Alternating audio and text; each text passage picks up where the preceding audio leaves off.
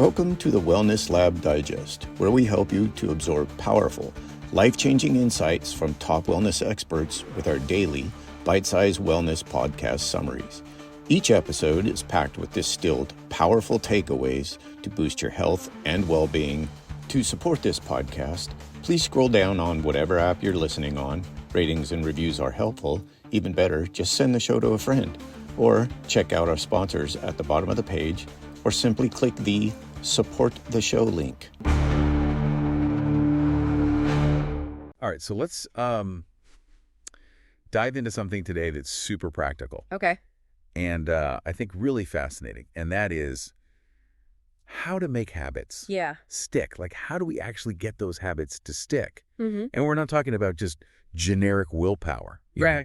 We're talking about a system that's tailored to you. Exactly. So for this deep dive, we are turning to Gretchen Rubin, Okay. the habit guru herself, Yeah. and her YouTube video on the 4 tendencies is Mm-hmm. it's packed with insights. Yeah. It's basically this framework that helps you figure out Uh-huh. what your own unique style is when it comes to expectations. It's not about labeling yourself, Right. but it's about using that self-knowledge as a tool. Totally. And Gretchen argues that Yeah. knowing your tendency can be like finding a shortcut Absolutely. to successfully building habits that last. Totally. So are you ready to unlock your habit superpower? Let's do it. Okay. So we'll break it down. Okay. The 4 tendencies are all about Okay. how you respond to expectations. Mm-hmm.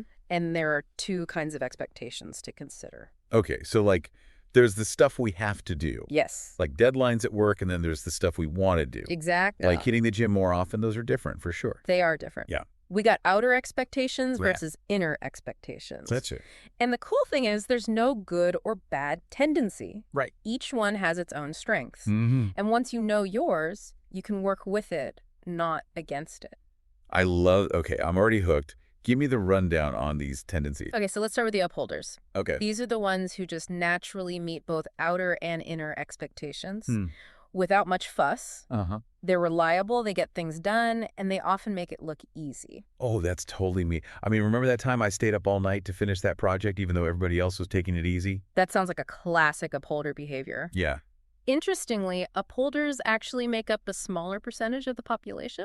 Wait, really? I always thought like everyone was like that. Nope. No. Now I feel kind of special. You are. You know who else strikes me as a total upholder? Okay.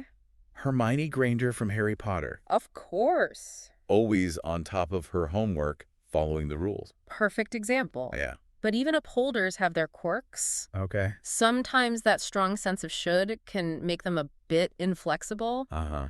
They might stick to a plan even when it's not working anymore. Okay. Yeah, I can definitely see that in myself sometimes. Yeah.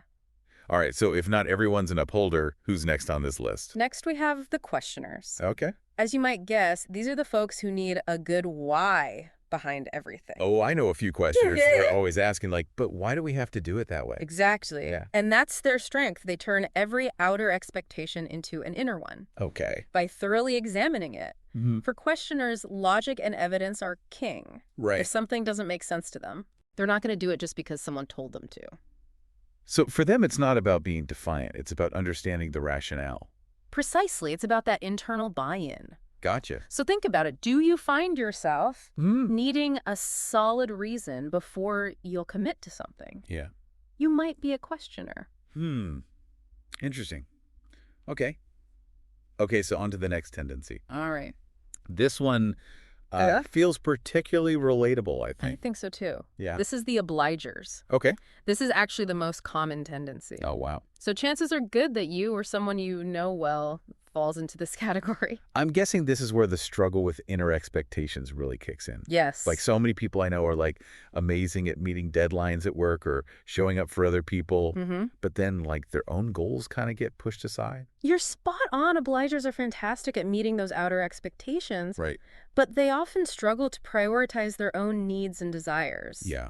Remember that example Gretchen used in the video? The person who never missed a single track practice in high school, but now can't seem to get themselves to go for a run on their own. Oh, that's painfully relatable. Yeah. It's like there's this like built-in resistance to doing things just for me. That's the obliger dilemma. Yeah. But the good news is there's a simple solution to like external accountability. So it's about tapping into that strength of meeting outer expectations. Yes. And like turning it into a system. Exactly. By creating that sense of obligation to someone or something outside themselves, obligers can actually unlock incredible power. Wow. It could be as simple as finding a workout buddy. Okay. Signing up for a class, or even publicly announcing their goal. Anything that makes them feel accountable to someone else. Okay. That makes sense. Suddenly that goal isn't just floating around in your head. Right. It's a real commitment. Exactly. All right, on to the final tendency, and I'm sensing a bit of mystery here. Yes, the rebels. Okay. This is where things get a little unpredictable. Rebels, true to their name, resist all expectations. Okay. Both inner and outer. Oh, wow. They value their freedom and autonomy above all else. Okay, I'm both intrigued and slightly terrified of the rebels. It's like, how do you even work with that? It's definitely a different approach. Yeah. It's important to remember that rebels can form habits. Okay. But it has to be on their terms. Okay. They need to feel like they're choosing the habit, not being told to do it. So it's less about, I have to meditate every day, and more about, I want to feel that sense of calm and focus. Exactly. Rather than explore meditation. And remember the example Gretchen gave about the rebel choosing to run? Because they love the feeling of the wind in their hair and the sense of accomplishment? Yeah. That's what it's all about. It has to be intrinsically motivating. It's about connecting the habit to a deep personal desire. Yes. Not an external pressure. Precisely. And the fascinating thing is when rebels find that internal alignment, they can be incredibly dedicated and successful. They just have to feel like they're the ones in the driver's seat. This is mind-blowing. Yeah. I'm starting to see how understanding these tendencies isn't just about personal habits. Right. It can also help you understand the people around you better. It's a powerful tool for relationships, for sure. Imagine you're trying to encourage a friend to eat healthier. Okay. If you know they're an obliger, you might suggest they find a healthy meal prep buddy or join a cooking class together. Okay. But if your friend's a rebel, you might focus on appealing to their adventurous side. Okay. And suggest they try a new farmer's market. Yeah.